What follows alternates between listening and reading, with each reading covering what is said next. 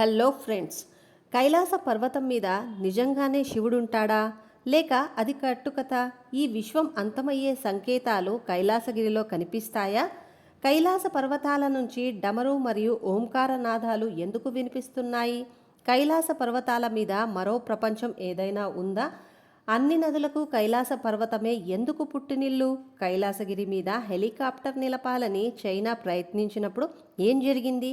అక్కడ ఏం జరిగిందో తెలిస్తే ఫ్రెండ్స్ మీరు కూడా ఆశ్చర్యపోతారు. ఎవరెస్ట్ శిఖరాన్ని కూడా చాలామంది అధిరోహించారు, కానీ ఇప్పటి వరకు కైలాస పర్వతాన్ని ఎవ్వరూ కూడా అధిరోహించలేదు. కైలాస పర్వతం విశ్వాసానికి కేంద్రమా? అన్ని దిశలు అక్కడికి వచ్చి కలుస్తాయా? కైలాసగిరి మీద మరో ప్రపంచం ఉందా? శివుడు అక్కడ యోగముద్రలో ఉన్నాడా? కలియుగం అంతమవుతుందనే సంకేతాలు అక్కడే ఉంటాయా?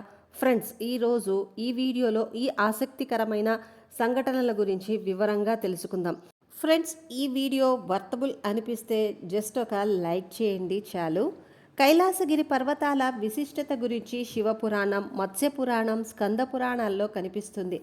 హిందూ ధర్మం ప్రకారం కేవలం పవిత్ర ఆత్మలు మాత్రమే ఇక్కడికి చేరుకుంటాయని విశ్వసిస్తారు. కైలాసగిరి మీద దిక్సూచి పనిచేయదు, అందుకే దీన్ని భూమి కేంద్రమని అంటారు.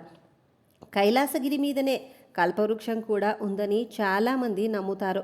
కల్పవృక్షం కింద కూర్చొని ఏ కోరిక కోరినా అది నెరవేరుతుందని నమ్ముతారు. ఇందులో దేవతల శక్తులు దాగి ఉంటాయని కూడా చాలామంది విశ్వాసం. దేవతలు, రాక్షసులు సముద్రాన్ని మదించినప్పుడు 14 రత్నాలు బయటికి వచ్చాయని, అందులో ఒకటే ఈ కల్పవృక్షమని కథనాలు ఉన్నాయి.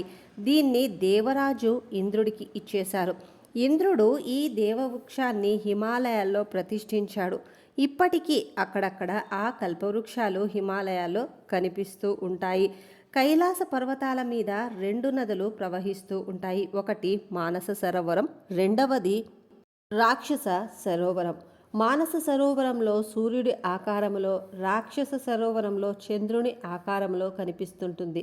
కైలాసగిరిని హిందువులు పవిత్ర స్థలంగా భావిస్తారు. మానస సరోవరాన్ని దేవతల సరోవరం అని కూడా పిలుస్తూ ఉంటారు. అనేక దివ్యశక్తులు ఈ సరోవరంలో స్నానమాడేందుకు వస్తూ ఉంటాయని కూడా నమ్ముతారు. కైలాసగిరి పర్వతాల రహస్యాలను ఎంతగా తెలుసుకోవాలని ప్రయత్నిస్తే అంత జటిలంగా వీటి రహస్యాలు మారుతూ ఉంటాయి. ఉత్తర దక్షిణ ధృవాల మధ్య హిమాలయాలు ఉన్నాయి. వీటి మధ్య కైలాసగిరి నెలకొని ఉంది. కైలాసగిరిని భూమికి కేంద్రంగా భావిస్తారు. దివ్యశక్తుల ప్రవాహం కలిగిన ప్రదేశంగా కొనియాడతారు. ఇక్కడ అన్ని దిక్కులు కలుస్తాయి, అందుకే ఇక్కడ ఎలాంటి దిక్సూచి పనిచేయదు. కేవలం కైలాస పర్వతం హిందువులకు, జైనులకు, బౌద్ధులకు, సిక్కులకు కూడా పవిత్ర ప్రదేశం. గంగానది మొదలుకొని అనేక నదులు ఇక్కడ నుంచే జన్మించాయి. గంగానది విష్ణు పాదాల నుంచి వచ్చి శివుడి తల మీద నిలిచిందని చెబుతూ ఉంటారు. శివుడితో పాటు పార్వతీదేవి కూడా భక్తితో కొలుస్తారు. బౌద్ధులు కూడా ఈ ప్రదేశం ఎంతో పవిత్రమైనదని, బౌద్ధ ధర్మంలోని రాణిమాయకు బుద్ధుడిని తెలుసుకుందని నమ్ముతారు. సిక్కు మతం వారు గురునానక్ ఈ కైలాస పర్వతాల మీద కొంతకాలం గడిపారని నమ్ముతారు. కైలాసగిరి వాతావరణం గురించి రష్యా శాస్త్రవేత్తలు పరిశోధనలు చేశారు. అక్కడ ఉన్న మత గురువులను కూడా కలిశారు. ఆ తర్వాత వారికి కైలాసగిరికి 4 వైపులా అలౌకిక శక్తులు ఉన్నాయని అర్థమైంది. ఈ రోజుకి అక్కడ అనేక మంది సాధువులు టెలిపతితో, అతీత శక్తులతో కనెక్ట్ అవుతూ ఉంటారని తెలుసుకున్నారు.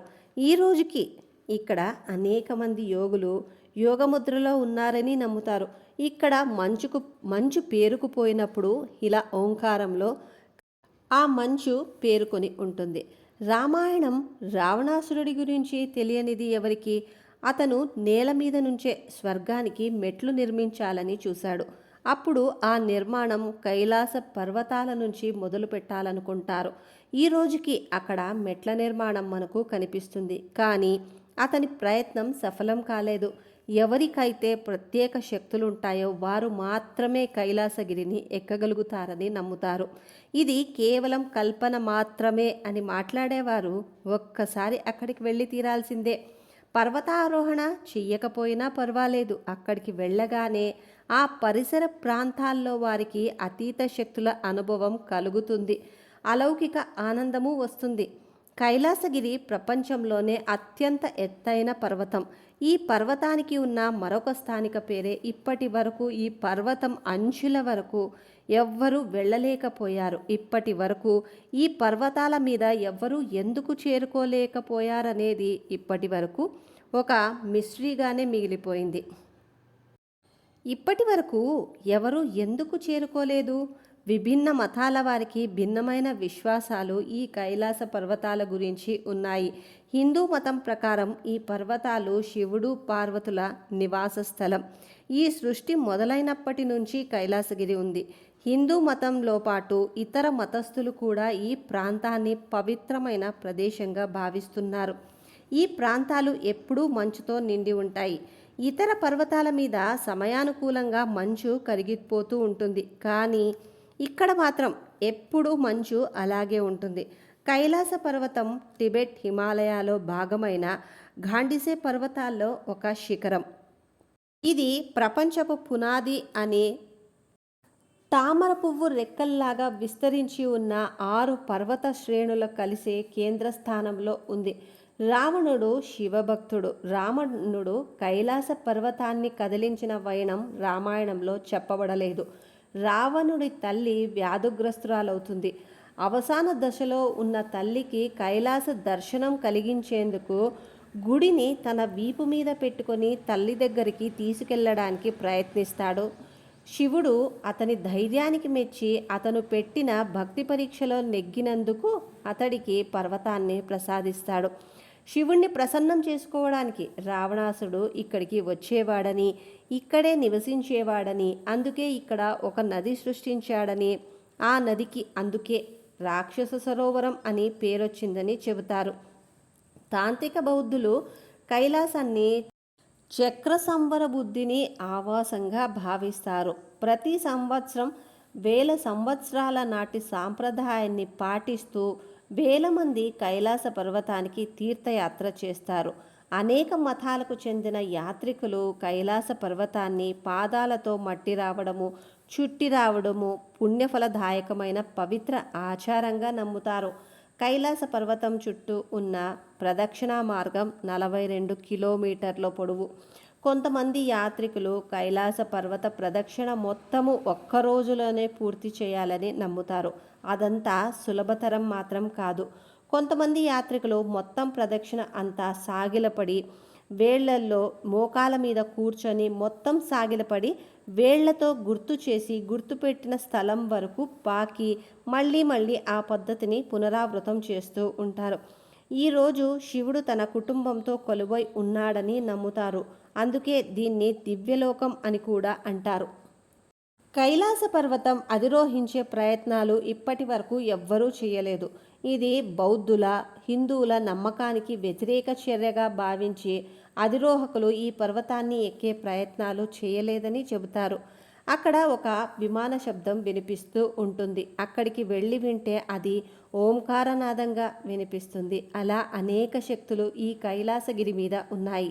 1926లో హ్యూజ్ రెడ్లెక్ పర్వతపు ఉత్తర ముఖాన్ని అధ్యయనం చేసి 6000 అడుగుల ఎత్తున శిఖరాగ్రం ఎక్కడానికి చాలా కష్టమైందని తీర్మానించాడు. ఈశాన్య అంచు నుంచి ఎక్కేందుకు ప్రణాళిక వేసుకున్నాడు. కానీ సమయం చాలేదు. హర్బర్ డిచి 1936లో గుర్లామందాతా పర్వతాన్ని అధిరోహించే ప్రయత్నం చేస్తూ ఈ పర్వతంలో ఉన్నాడు. ఆయన కైలాస పర్వతాన్ని ఎక్కగలమా అని అనుమానం వచ్చి అగార్పుని అడిగాడు. ఆ వ్యక్తి చెప్పినది ఏంటంటే, పూర్తిగా పాపరహితమైన వ్యక్తులు మాత్రమే కైలాస పర్వతాన్ని ఎక్కగలరు. అలాంటి వ్యక్తులు ఏటవాలు హిమకుడ్యాలను ప్రయాసపడి ఎక్కనవసరం లేదు. ఒక పక్షిలాగా మారి శిఖరాగ్రహానికి ఎగరగలుగుతారు అని సమాధానం ఇచ్చాడు. 1980లో చైనా ప్రభుత్వం ఇటలీకి చెందిన ప్రఖ్యాత పర్వతారోహకుడు అయిన రైన్ హోర్డ్ మెన్నర్కు ఈ పర్వతాన్ని అధిరోహించే అవకాశం ఇచ్చింది. కానీ ఆయన దాన్ని తిరస్కరించాడు. కైలాస పర్వతం మీద హిమంతో నిండిన మనుషులుంటారని నమ్ముతారు. అక్కడ కాలం కూడా చాలా వేగంగా సాగుతుందని నమ్ముతారు. ఒక వ్యక్తి చేసిన ప్రయత్నంతో అతడు చెప్పిన అనుభవాలను బట్టి ఈ ప్రపంచానికి ఆ విషయాలు తెలిసాయి. తిరిగి బయటికొచ్చాక సాధారణ స్థితిలోకి వచ్చాడు. 2001లో చైనా స్పానిష్ పర్వతారోహక బృందానికి కైలాస పర్వతాన్ని అధిరోహించేందుకు అనుమతిచ్చారు. కానీ అంతర్జాతీయ అభ్యంతరాలు తలొగ్గక తప్పలేదు. అప్పటి నుంచి పర్వతారోహణ ప్రయత్నాలను నిషేధించారు. నాసా పరిశోధకులు కూడా ఈ పర్వతం అద్భుతమైన ప్రాంతమని అభిప్రాయపడ్డారు. కైలాసగిరి ఎత్తు కారణంగానే కాదు, అక్కడి ప్రత్యేకతల కారణంగా ఎక్కువ ప్రాచుర్యం సంపాదించింది. అక్కడ మంచు కరుగుతున్నప్పుడు డమరుకం లాంటి శబ్దాలు వినిపిస్తాయని అంటారు.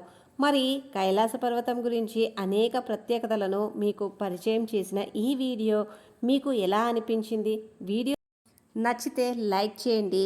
ఈ వీడియో గురించి మీ అభిప్రాయాన్ని కమెంట్ చేయడం అస్సలు మర్చిపోకండి. మన ఛానల్ని ఇలాంటి మంచి వీడియోస్ మిస్ కాకూడదు అంటే దయచేసి సబ్స్క్రైబ్ చేసుకుని బెల్ ఐకాన్ యాక్టివేట్ చేసుకోండి. రేపు ఇలాంటి మంచి ఆసక్తికరమైన విషయాలతో మీ ముందుంటాం. అంతవరకు thank you for watching. Bye.